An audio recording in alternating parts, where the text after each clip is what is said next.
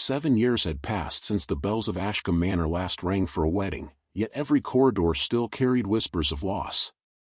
Duke Adrian Ashcombe moved through the grand estate with quiet dignity, respected by every neighboring noble but understood by almost no one.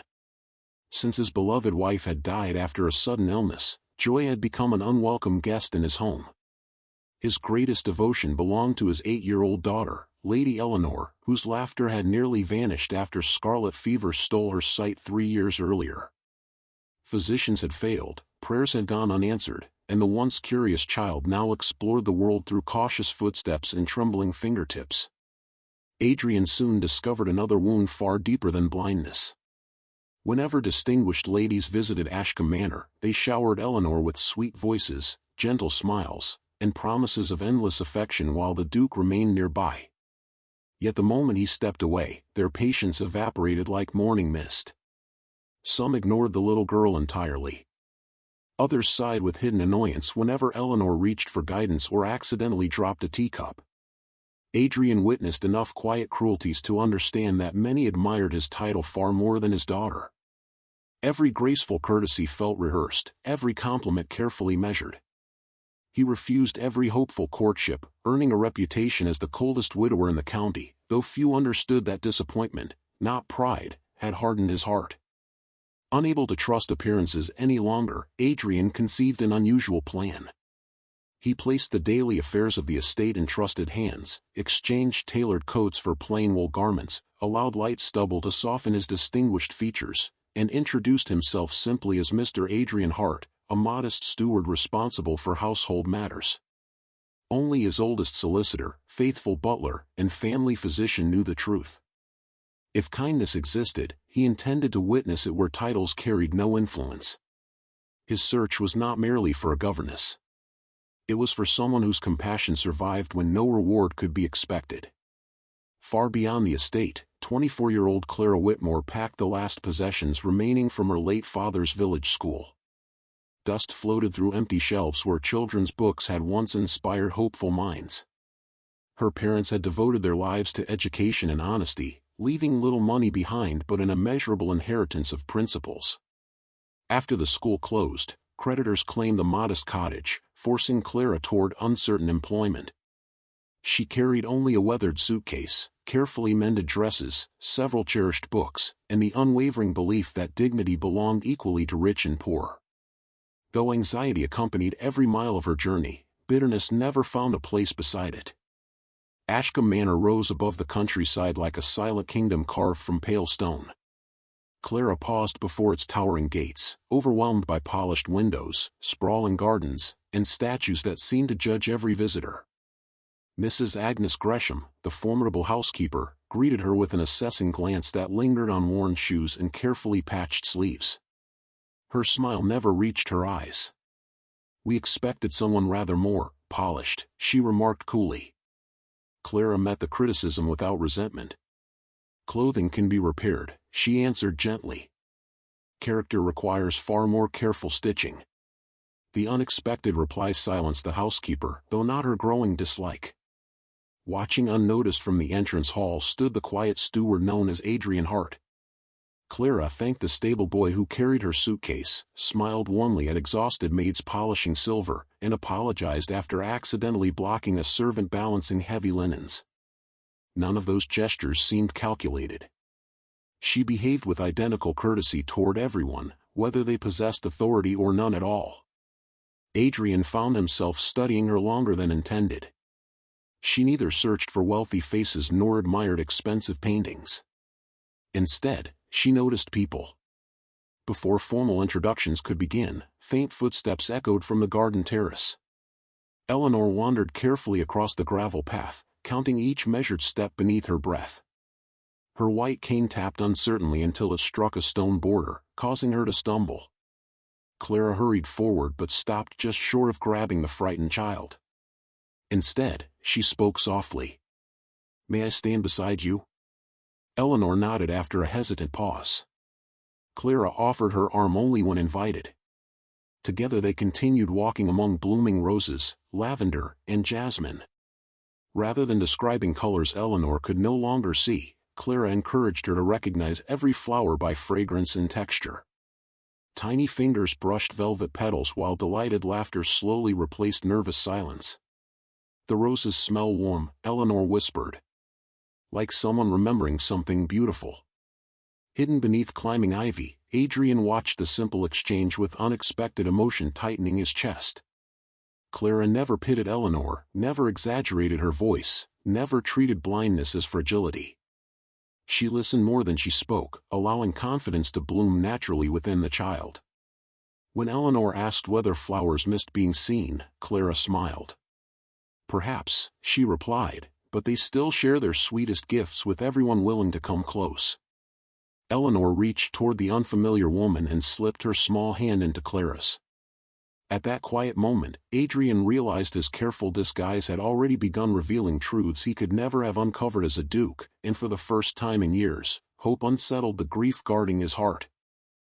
Morning sunlight spilled across Ashcombe Manor, painting long golden ribbons over polished floors while servants hurried through familiar routines. Clara awoke before dawn, unwilling to appear idle in a household that had offered her shelter despite knowing almost nothing about her. Instead of waiting for instructions, she quietly helped an elderly maid gather fresh linens after noticing the woman's aching hands. The grateful servant protested, embarrassed to accept assistance from a guest seeking employment, yet Clara insisted with gentle humor that kindness weighed far less than heavy baskets. From the opposite corridor, Adrian watched unnoticed, silently adding another quiet act to the growing list that challenged his carefully guarded skepticism. Mrs. Agnes Gresham soon assigned Clara a trial day with Eleanor, though her clipped tone suggested she expected failure. "The young lady requires patience beyond ordinary measure," she warned. Clara simply nodded, refusing to mistake caution for cruelty. When she entered the schoolroom, Eleanor sat beside a tall window with an untouched breakfast tray resting nearby. The little girl recognized unfamiliar footsteps and smiled uncertainly. "Is it the lady who knows flowers?" she asked. Clara answered warmly that it was, and Eleanor's face brightened with unmistakable relief. That single expression carried more gratitude than elaborate speeches ever could. Instead of beginning lessons with books impossible for Eleanor to read, Clara invited her into the gardens once again. Together they collected herbs, blossoms, and smooth stones, arranging them into small groups according to scent, shape, and texture. Every discovery became a lesson hidden inside play. Rosemary reminded Eleanor of fresh rain, lavender of peaceful evenings, and mint of cheerful mornings. Clara encouraged every association, explaining that memory often painted richer pictures than sight alone. Eleanor laughed freely whenever she guessed correctly, and each success straightened her posture with growing confidence. Watching from a distant terrace, Adrian realized he had not heard such genuine happiness echo through the estate since before illness had changed his daughter's life forever. During luncheon, Lady Beatrice Hawthorne arrived unexpectedly, wrapped in expensive silk and effortless elegance. Her entrance transformed the atmosphere as servants rushed to accommodate every preference before she voiced it. She greeted Adrian, still believing him absent elsewhere on estate business, then turned her polished smile toward Eleanor. Kneeling gracefully, she praised the child with practiced sweetness while nearby guests admired her apparent tenderness. Clara observed quietly, saying nothing. Yet when Beatrice believed no influential eyes remained upon her, warmth vanished from her expression.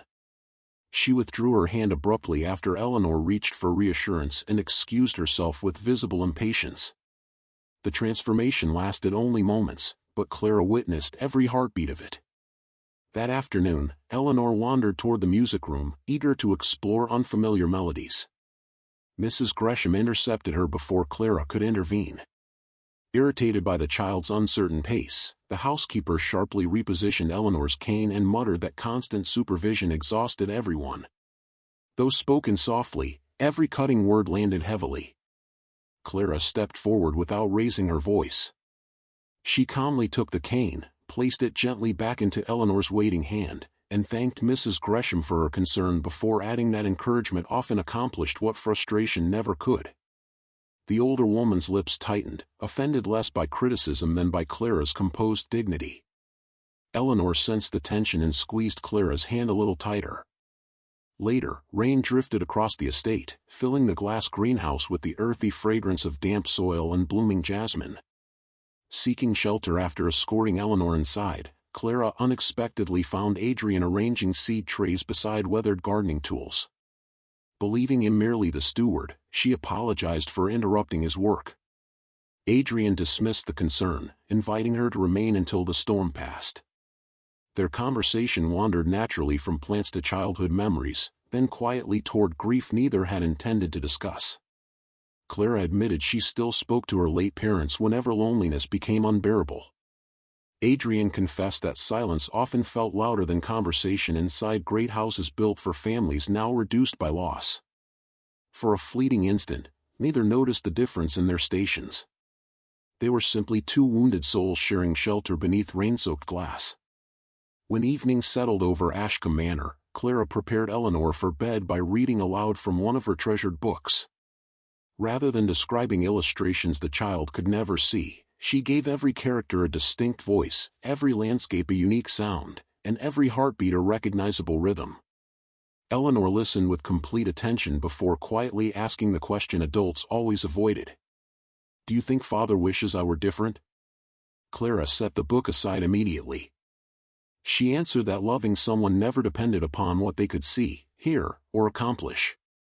True love remained constant because it recognized worth beyond every limitation. Eleanor relaxed against her shoulder, finally drifting into peaceful sleep with a faint smile still lingering across her face. Outside the bedroom door, Adrian stood motionless, having heard every gentle word.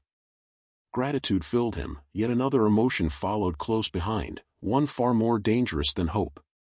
He realized Clara had transformed Eleanor's heart without knowing the child belonged to a duke, proving every suspicion about false affection painfully true. Before he could gather his thoughts, a footman approached carrying a sealed letter bearing the Hawthorne family crest. Inside rested an invitation requesting Adrian announce his engagement to Lady Beatrice during the upcoming harvest celebration, a proposal arranged through influential relatives without his consent. As thunder rolled across the darkened sky, Adrian slowly folded the letter, understanding that the greatest threat to his daughter's happiness had just stepped far closer than he had ever imagined.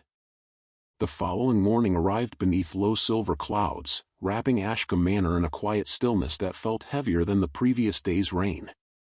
Although the estate bustled with preparations for distinguished visitors expected later that week, Clara sensed an invisible tension moving through every corridor.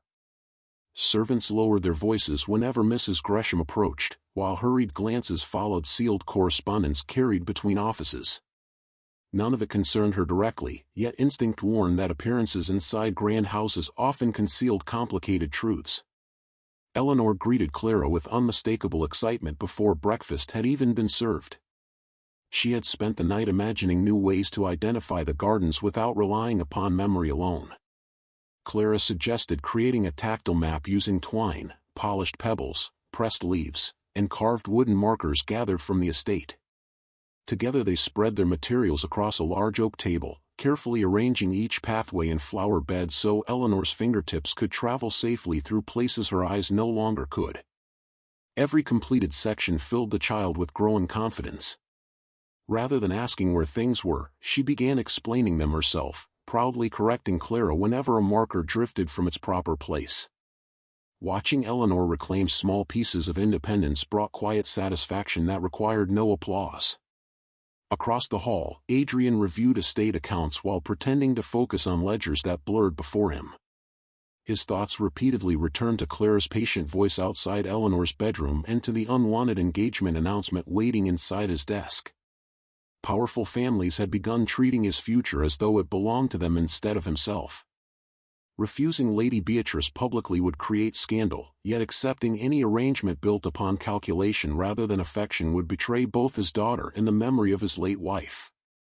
Every hour strengthened his resolve to continue the disguise a little longer, though the deception weighed more heavily with each passing conversation. Lady Beatrice arrived before noon accompanied by her older brother, Lord Cedric Hawthorne. Cedric possessed polished manners sharpened by ambition, offering compliments that sounded generous while revealing almost nothing sincere. He greeted servants by name without remembering a single face and praised Ashcombe Manor as though already discussing inherited property.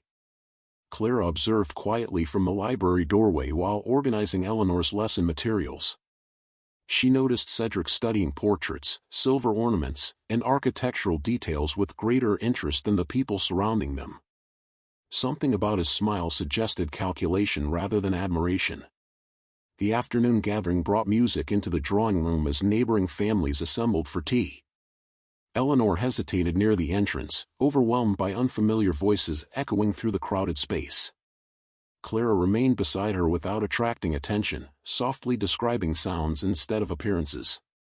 She identified laughter by warmth, footsteps by confidence, and greetings by sincerity rather than volume. Eleanor relaxed enough to greet several guests herself, earning genuine smiles from older ladies who appreciated her courage. For a brief while, hope seemed capable of overcoming habit. That fragile peace shattered when one careless gentleman joked that blind children possessed happier lives because they never witnessed disappointment. Several guests chuckled politely, unwilling to challenge a nobleman's thoughtless remark. Eleanor lowered her head, pretending not to understand, though Clara felt the little girl's fingers tighten around her sleeve. Before silence could deepen into acceptance, Clara answered calmly that blindness never prevented someone from recognizing cruelty because unkindness always announced itself through voices before faces. The room fell completely still. No accusation had been spoken directly, yet every listener understood its meaning. Even those embarrassed by the gentleman's comment avoided meeting Clara's eyes. Adrian witnessed the exchange from across the room while maintaining his role as steward. Pride stirred unexpectedly within him. Clara had defended Eleanor without seeking approval or dramatic attention. She had protected the child with truth instead of anger, preserving Eleanor's dignity while exposing the emptiness of casual prejudice. It was precisely the courage he had hoped existed somewhere beyond polished manners and noble titles. After the guests dispersed, Eleanor wandered toward the music room where an old pianoforte rested beneath tall windows overlooking the gardens. She confessed she missed melodies because music allowed her to imagine colors she could no longer remember. Clara gently guided her hands across the polished keys, encouraging her to listen before pressing each note. Together they created simple harmonies that gradually blossomed into recognizable tunes. Eleanor laughed whenever she found familiar patterns, while Clara quietly sang old folk songs learned from her father. Hidden beyond the half-open doorway, Adrian listened with closed eyes. For the first time since his wife's death, the manor sounded alive instead of merely occupied. Mrs. Gresham, however, viewed the growing bond with increasing resentment. She believed Clara's influence threatened the strict order she had enforced for years. Seeking an opportunity to undermine the young woman, she deliberately reassigned several servants who had begun assisting Eleanor more willingly, insisting they had neglected more important duties. The resulting confusion left Eleanor temporarily alone outside the conservatory while Clara searched nearby for missing lesson supplies.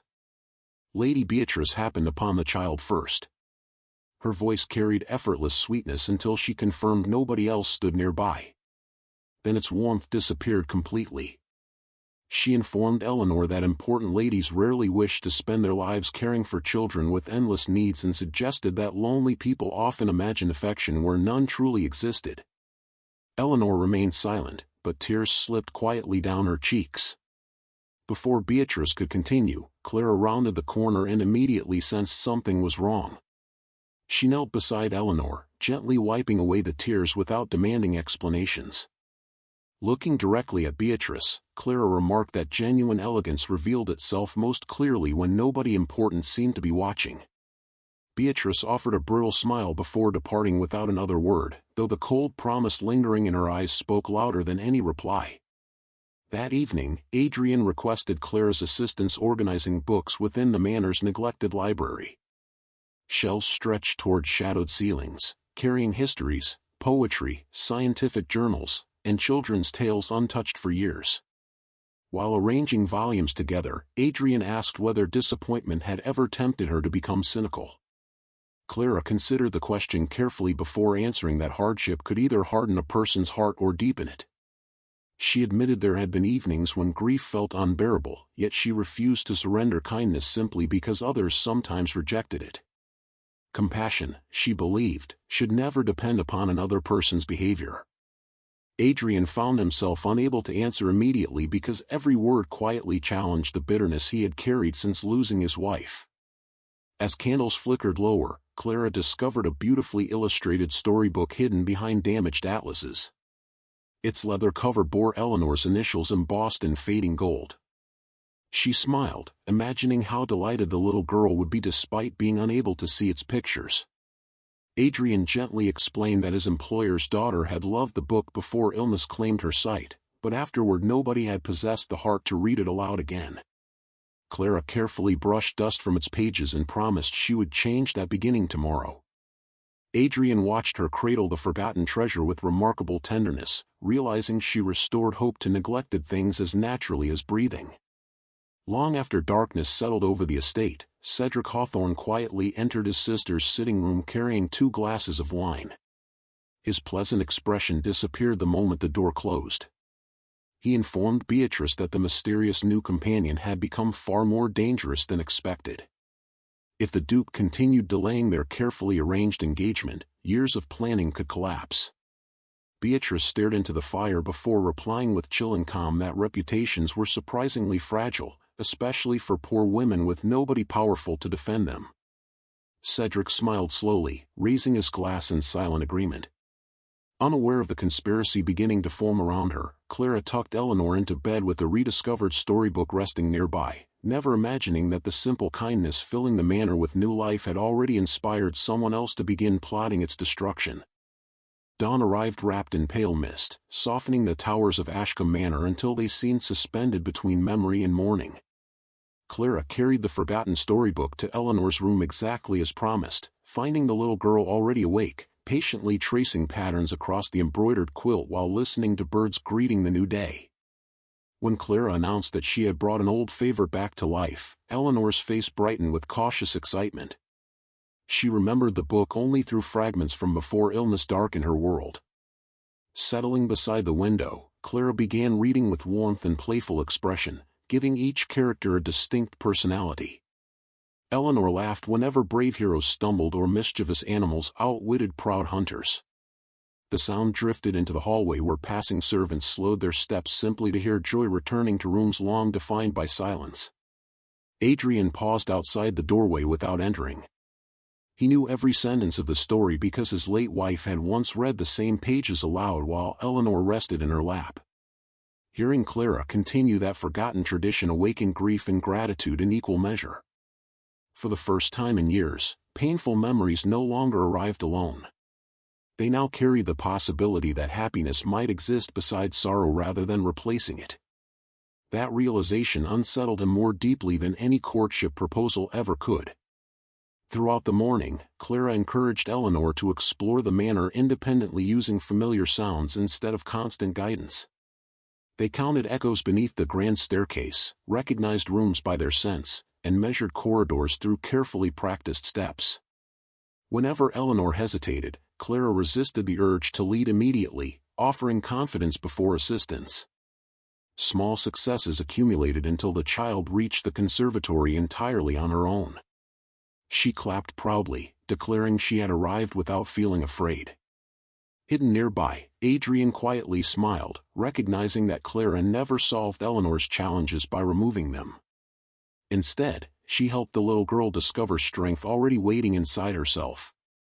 Mrs. Gresham observed every triumph with growing dissatisfaction. The servants had begun following Clara's gentle example, treating Eleanor with greater patience and respect. Even the stable hands greeted the child more warmly after watching Clara involve her in ordinary conversations rather than surrounding her with pity. The housekeeper viewed these subtle changes as dangerous disruptions to long-established order. She carried her frustration directly to Lady Beatrice, suggesting the companion's influence expanded daily while the supposed steward seemed unusually protective of her. Beatrice listened carefully, concealing irritation beneath polished composure. She no longer doubted Clara represented a genuine obstacle. That afternoon, preparations for the approaching harvest celebration transformed the estate into a hive of activity. Florists decorated halls, cooks filled kitchens with comforting aromas, and musicians rehearsed cheerful melodies that echoed across open courtyards. Clara volunteered wherever extra hands were needed, arranging flowers one moment and comforting an anxious young maid the next after the girl accidentally shattered an expensive serving platter. Instead of scolding, Clara helped gather broken pieces before quietly assuring the frightened servant that mistakes never defined a person's worth. Adrian happened to witness the exchange while reviewing deliveries. The maid's grateful tears reminded him how rarely kindness traveled downward through households governed by fear. Later, Eleanor asked Clara whether she might learn to recognize people through touch without offending them. Clara considered the request thoughtfully before inviting the child to identify different fabrics, gloves, walking canes, and rings belonging to willing servants. Soon Eleanor laughed as she successfully recognized the gardener by rough calloused hands and the elderly cook by flour dust lingering across her sleeves. The exercise delighted everyone involved because it celebrated ability instead of limitation. Even skeptical servants found themselves smiling as Eleanor's confidence flourished. Watching from an upstairs balcony, Beatrice felt admiration from the household shifting steadily toward Clara. Such affection could not be purchased, manipulated, or inherited, making it far more dangerous than wealth itself. That evening she intercepted Cedric before dinner, insisting delay would only strengthen Clara's place within the manor. Cedric assured her he had already begun speaking privately with two ambitious footmen whose loyalty could be persuaded through generous payment. Their purpose remained unspoken, yet both siblings understood that destroying trust required only one convincing lie delivered at the perfect moment.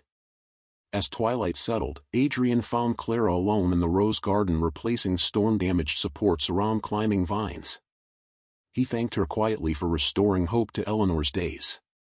Clara smiled without looking up, replying that children rarely needed miracles.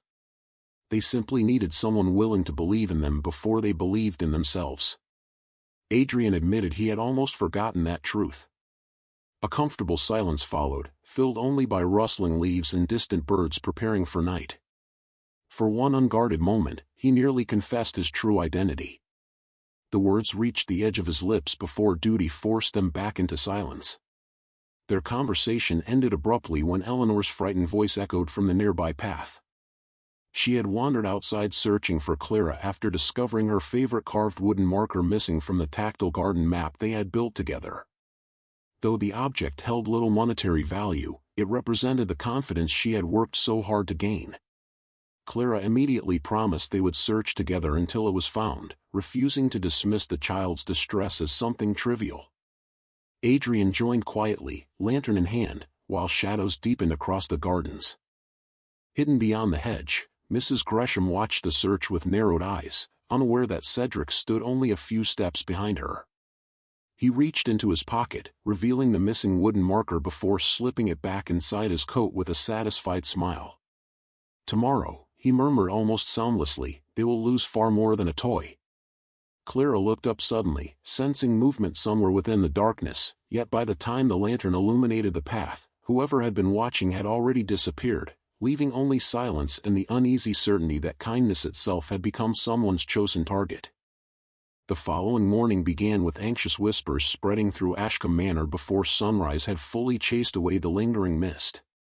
Servants searched corridors, gardens, and drawing rooms after discovering that Lady Eleanor's missing wooden marker had not been the only object to vanish overnight.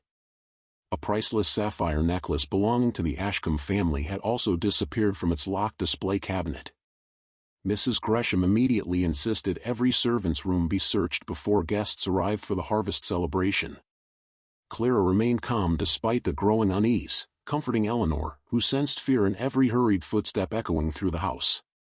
Adrian, still wearing the plain clothing of Mr. Hart, silently observed each frightened face, recognizing that panic often revealed more truth than careful questioning.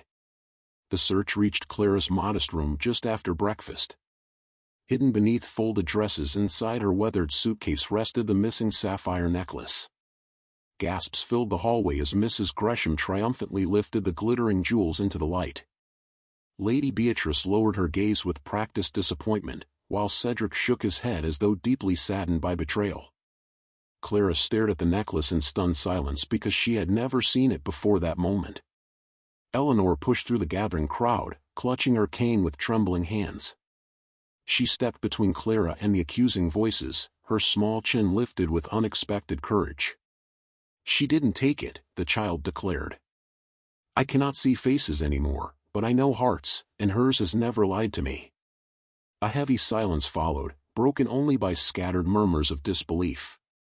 Adrian ordered everyone to remain exactly where they stood. His calm authority surprised several servants who had forgotten they were speaking to an ordinary steward. While others focused upon the necklace, he quietly examined Clara's suitcase and noticed something almost invisible beneath its leather lining. Tiny grains of blue sealing wax matched fragments he had earlier seen on official correspondence delivered by the Hawthorne family. His suspicions sharpened immediately. Instead of allowing Clara to defend herself, he requested that nobody leave the manor until evening. Cedric protested loudly, insisting delay would only encourage scandal. Adrian answered with quiet certainty that innocent people feared haste far more than truth. While tension gripped the estate, Eleanor disappeared unnoticed from the crowded hallway. Clara found her sitting alone inside the greenhouse where raindrops shimmered upon the glass roof. The little girl admitted she worried everyone would force Clara to leave forever. Clara embraced her gently, promising that love could survive lies because truth always found patient hearts. Eleanor whispered that she wished her father trusted people the way Clara did. The words lingered painfully because Clara believed the quiet steward standing beside them understood hope better than most noblemen ever would. Neither realized Adrian had overheard everything from the open doorway, his resolve finally outweighing the burden of secrecy. Before sunset, Adrian gathered every member of the household inside the great hall. Guests expecting celebration instead found solemn faces surrounding the long oak table. He calmly revealed letters recovered from Cedric's private writing case after the suspicious wax fragments led him toward the Hawthorne guest chambers. Those letters contained instructions promising payment to 2 footmen willing to hide valuables inside Clara's belongings. Faced with undeniable evidence, one frightened servant confessed everything. Cedric had stolen the necklace, Mrs. Gresham had granted access to Clara's room, and Beatrice had approved the scheme hoping disgrace would remove her rival forever. Shock swept across the hall as carefully polished reputations collapsed within moments. Beatrice attempted one final denial, but Adrian quietly removed the simple steward's coat he had worn for weeks. Beneath it gleamed the distinguished attire bearing the Ashcombe family crest. Every voice fell silent. Even Mrs. Gresham staggered backward in disbelief. Adrian stepped forward with calm dignity, announcing that there had never been an ordinary steward named Adrian Hart. He was Adrian Ashcombe, Duke of Ashcombe, and every act of kindness shown toward his daughter had been witnessed by her father from the very beginning.